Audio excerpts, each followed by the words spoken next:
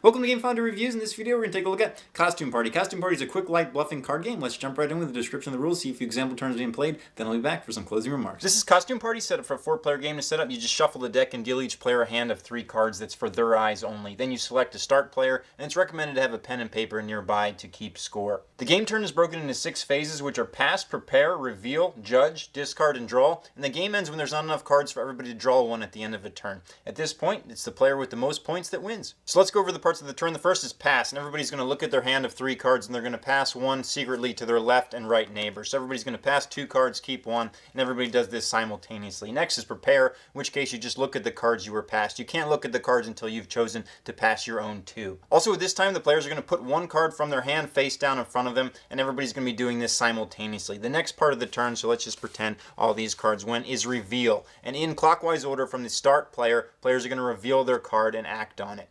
And the different cards have different abilities, which we'll get into during the playthrough. So after all players have revealed their cards, the players are judged, and they're judged based on the uniqueness of the costume they chose to wear to the party. Generally speaking, if you're the only person who wore a particular costume, you get 3 points. So in this example, these 2 ghosts, since both players picked the same thing, are not going to get 3 points, but the vampire and the zombie would. There are some exceptions to that, most notably the mummy and the horse. The horse comes in 2 parts. He is the horse butt and the horse head. In order to score for these, you need somebody to play the opposite type. So if this guy had chose to play the horse butt, but nobody played the horse head, unfortunately he would lose 3 points. But if they did pair up, they would both score 6 points. It's also possible that there are multiple sets of horse heads and horse butts, in which case all the players involved are going to score 6 points. Horses don't follow the normal judgment rules. However, if there's a horse head and 2 horse butts, only the head and the next person in clockwise order from the start player are going to score, and the other guy would get minus 3 points. So watch out for that. After everybody's judged, it's just the discard phase, in which case all the cards from the area are discarded that were played this turn. They're out of the game, except for ghosts and zombies,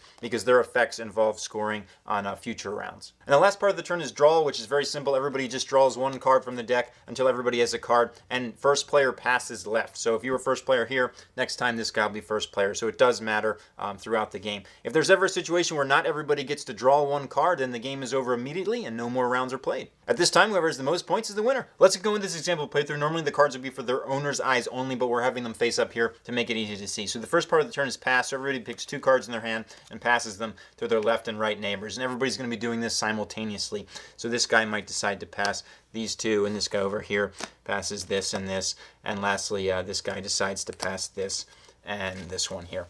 So now everybody gets to look at their new hand of 3 cards, and at this time they're going to decide which cards they'd like to place face down. Everybody can put a card face down simultaneously. At this time and any other point during the game, the other players can certainly talk to each other to try to influence what the other person plays, and you can lie as much as you'd like or anything like that. So everybody has their cards face down. So we start with the start player and go around clockwise, revealing the cards one at a time and enacting their effects. So the start player will flip it, and he's got a vampire. So he steals a point from the player in the lead. So somebody else is going to lose a point, and he's going to gain a point. Since everybody right now is tied at 0, he can pick whoever he wants. So that person will go to -1, and he'll go up to 1. You can have a negative score in this game. So he's going to pick this guy. So this guy goes down to -1, and he goes up to 1. And you write that down on your script sheet. Next is the mummy. So he's going to pick a player that has not yet revealed their card, but that person is not going to get to participate in the costume contest or be judged this turn. He decides just to pick the guy to his left right here. So this guy, whatever he has, he still gets to do the ability, but he doesn't count as having played a card at all for purposes of judging at the end of the turn.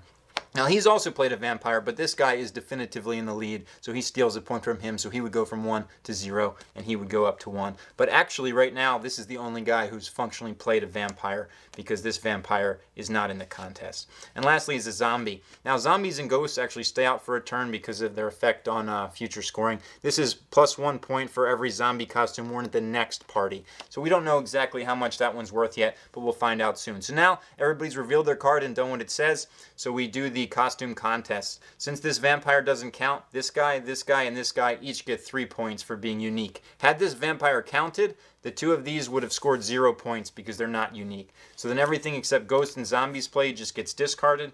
Everybody draws a card, and then we move on to the next round with this guy going first.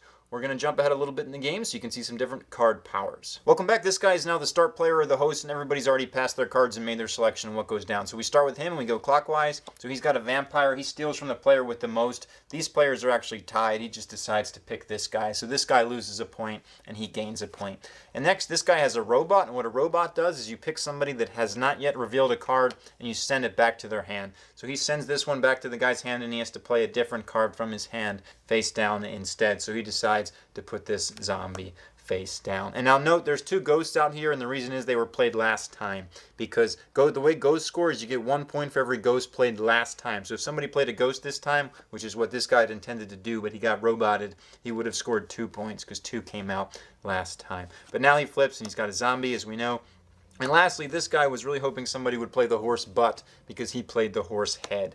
So now we go to the judgment part, or the costume contest. This is unique, this is unique, this is unique. Although this is unique, it doesn't score normally in the contest. You have to have the butt. The butt would get you 6 points for both players, but since he doesn't, he gets -3. So it'd be 3, 3, 3 for uniqueness, -3. And that's the game. It just continues like this until the deck is empty, or more specifically, when at the end of a turn, everybody has to draw back a card and there's not enough cards for everybody to get one. And at that point, whoever has the most points is the winner. Costume Party is very simple. You can teach it to somebody and play it in under 15 minutes. There's really not a lot of rules or anything to grasp, and it's kind of fun coordinating with people, trying to get the horse suit or just bluffing people in any other fashion. The gameplay, again, is very simple, so I think it's best suited for like a family type of party where not everybody's big gamers or things like that, and they can just get dealt a couple cards and play it out. I really thought it was best with 4 or 5 players.